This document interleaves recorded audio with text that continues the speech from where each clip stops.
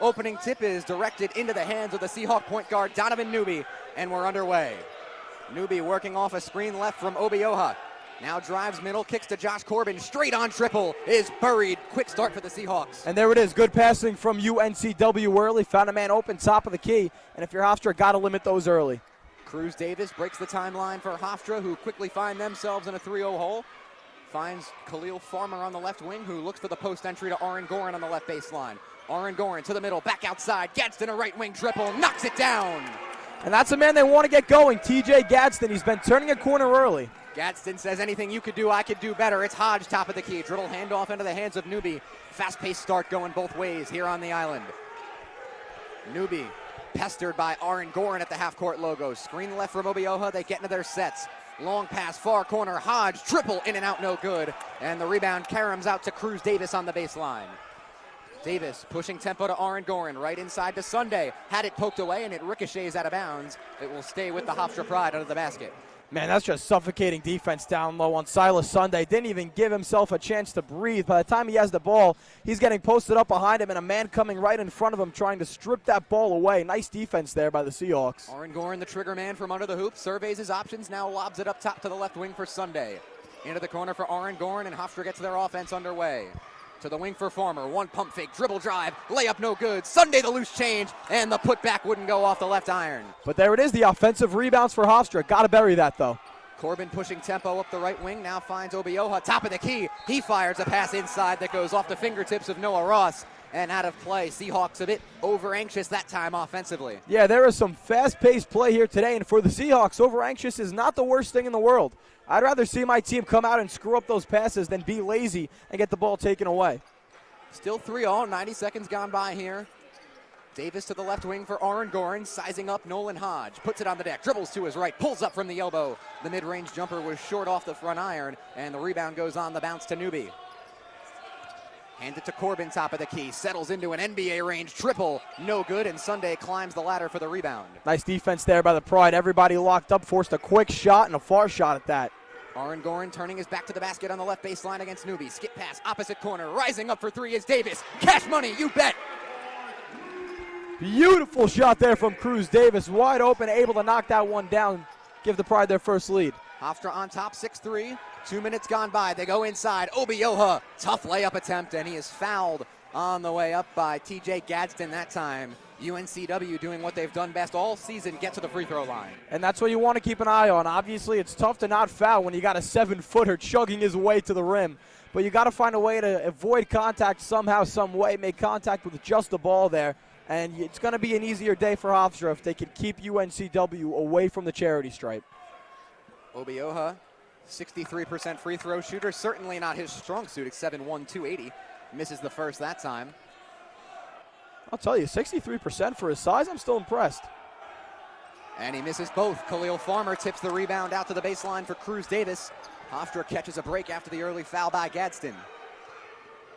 Davis with the left hand, driving off the screen from Sunday, pulls up from the elbow, but left the mid-range jumper short, and a long rebound skips out to Donovan Newby. Newby on the wing, hands off Corbin, thinks about a three, reconsiders, and pulls it back out to the midcourt logo against Farmer.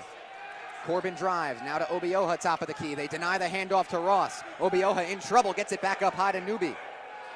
10 on the timer for the Seahawks. Newby drives to his left, pestered in the lane. Kicked out to the corner for Hodge. Now Corbin, top of the key, 5 to shoot.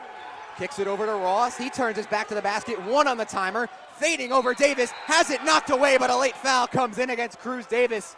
And the Hofstra bench is irate. That was seemingly almost perfect defense, but yeah, it was a foul right on the play there, and you can't blame Cruz Davis. It's a desperation chuck, and Davis just caught a little bit of the arm there. We're seeing the replay on the big screen. Try to go for the ball, clear slap of the elbow there, and it's going to send him to the free throw line.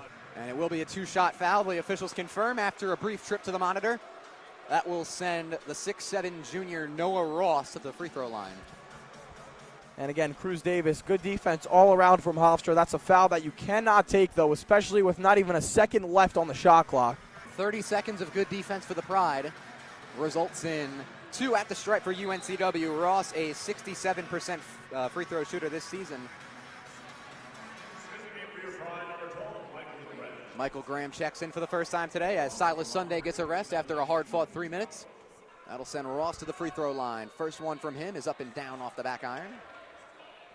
Same 5 for UNCW, who now trails 6-4 and just broke a 2-minute 42-second scoring drought. Ross takes a deep breath, settles in, and knocks down the second with no trouble. It's a 6-5 ball game.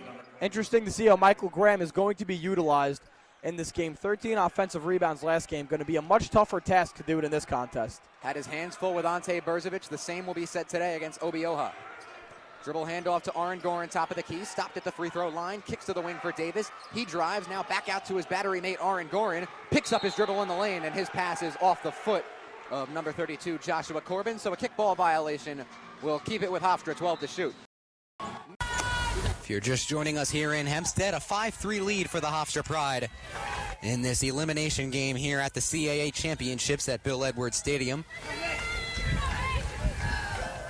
It's a 2-0 count to Ashley Jacobson. Mullen finds the zone with strike one there on a bit of a delayed call from Mr. Eddie Hall, and it's 2-1. The final line on Pasapia as promised. An inning and 2/3, 5 hits, 4 runs, all of them earned, no walks, and a strikeout. 2-1 the count as this one runs off the plate for ball 3, as Mullen has gotten herself into dangerous waters now against the Stony Brook cleanup hitter. And with Corinne Badger on deck, she can tie it with one swing of the bat. The 3-1 pitch is grounded softly towards the middle. Casey Collins backhands and fires off balance over to first. The throw just in the nick of time to get Jacobson. Casey Collins continuing to flash the leather at second base. Another phenomenal defensive play. She's been great all season at second base. Now batting any number 28. Ball within her reach, you can pencil it in as an out. Outstanding range there at the 4 spot out in the field. A no-fly zone at second base. Corinne Badger, the catcher, in as she takes strike one right down Broadway from Mullen. Popped up to Annabella Pasapia in the circle back in the first inning. As the 0-1 misses narrowly inside. Count evens at 1 apiece on Badger.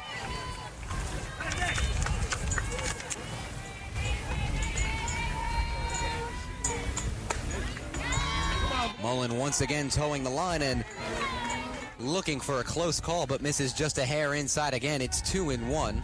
She's targeting the inside of the plate to these Stony Brook hitters. She does not want to miss over the heart.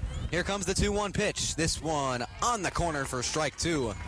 Nikki Mullen has been precise, to say the least, in this young outing so far. And when she's missing her spot, she's missing it inside of the hitters, not where she can get hurt. This one lined into right field. It's a base hit on the 2-2 pitch. A ground ball through the 3-4 hole escapes the reach of Casey Collins. So the Seawolves have a 1-out base runner in Corinne Badger. Well, Badger did a good job reaching out to poke that one to the opposite field. Hard ground ball, and that one, Collins couldn't have a chance at it. To hit too hard for her to reach it. So now a 1-out base runner for Stony Brook, tying run to the plate. The shortstop, Naya Ackerman, stands in, who takes the first pitch from Mullen, and it's in there for strike 1. Ackerman grounded out to first base on what proved to be an acrobatic effort by Angelina Iapolo. 0-1 the count, this one off the plate for ball 1. And a quick shout out to all the fans that have stuck around here for the Hofstra Pride. First game started at noon, and this one didn't kick off until about 5:30. The 1-1 pitch runs inside and nearly clips the batter Ackerman, but she ducks out of the way for ball 2, and we're now approaching 7 hours of softball. These fans have stuck around with us, and they have brought the energy. The 2-1 pitch, as Mullen continues to pound the inner part of the plate, misses inside again. So it's 3-1 on Naya Ackerman with the catcher Corinne Badger off first base. A 5-3 Hofstra lead and 1 down. This one sliced foul up the right field line as the count runs full now on Ackerman. Mullen fighting back to get back into the count and trying to strike out or ground ball is what she's looking for. This one lined down the right side, but foul.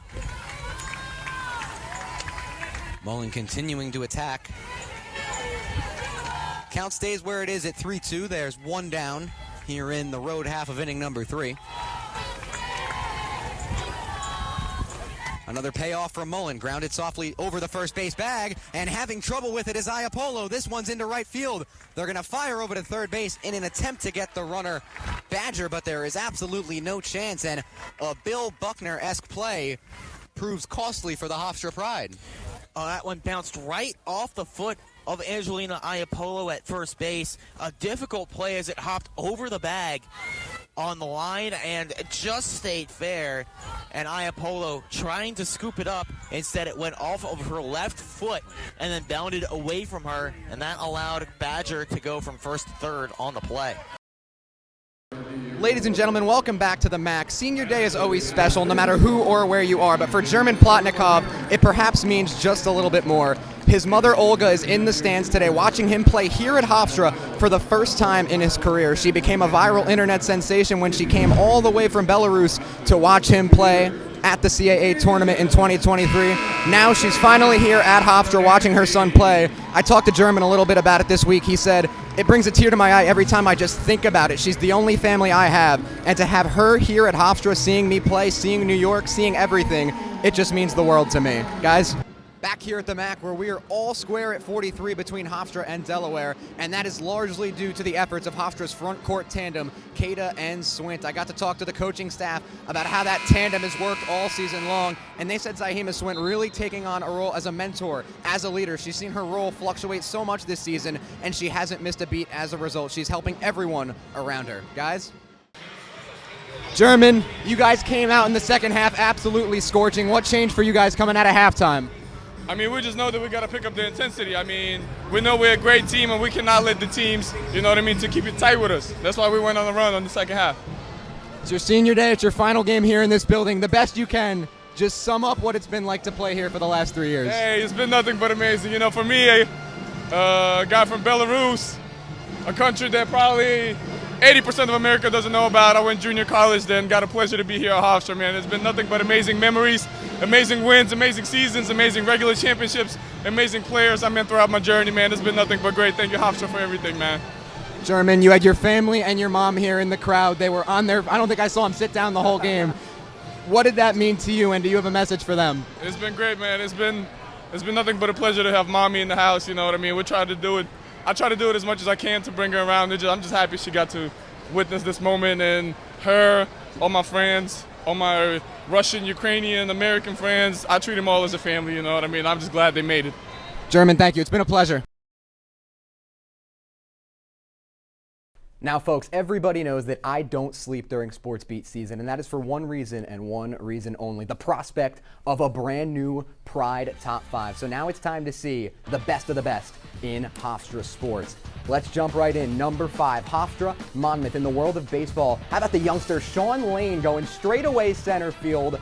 Big go-ahead home run in extra innings. Hofstra goes on to win this series 2-1, and the big bat of Sean Lane, a big reason why. Well, let's watch it again here. Playing this game down at the Jersey Shore in West Long Branch against Monmouth. He sent that one about 10 exits up the parkway. Puts him up 11-10, and look at the pimp job on that one as well, tossing it towards the dugout. Let's go women's lacrosse. This team has been hot lately, and Julia West goes behind the back for the goal against Elon. Getting mobbed by her teammates there, and rightfully so. Let me tell you, this women's lacrosse team has got some slippery players, and the next clip is going to show you just why as well. Big goal for Julia West there. Now let's jump into number 3. Same team here, Hofstra women's lacrosse. Nikki Manella, the star of the show. This is a girl that's getting national recognition lately, and you can see just why. Spins through the defense, slides her feet into the lane, and you can see she's fired up, and rightfully so. That may be the goal of the season. Let's watch it one more time. So nice, I had to see it twice. Jump, slide. This team has got several players, folks, that I could see on Dancing with the Stars in the very near future with some of this sweet footwork on offense. Number 2 now, we go Hofstra men's lacrosse in the Battle of Long Island. It's the 5-1-6 versus the 6-3-1, and number 66, John Madsen, with the overtime winner, slides it across his chest. I mean, you can't paint a better atmosphere than this. Pouring rain, rivalry game winner, gets the beautiful feed in front of the net, and cool, calm, and collected as he slots that one home to top Stony Brook. Now let's go number 1, the best of the best in Hofstra sports, and it is Chelsea Villar. Full extension out there in center field for a game-saving grab at the wall against Delaware. This game was tied 3-3 heading into the 7th. This one kept a whole lot of runs off the board. Let's watch it one more time as she sprawls out near that right field wall. Hofstra takes this one 5-4 in 12 winnings, largely due to that absolute web gem from Chelsea Villar. Well, folks, there you have it. Another edition of the Pride Top 5 in the books. Sports Beat will be back following this. And of course, thank you for tuning in to another episode of Sports Beat. My name is Dylan Brett, and always remember to roar with pride.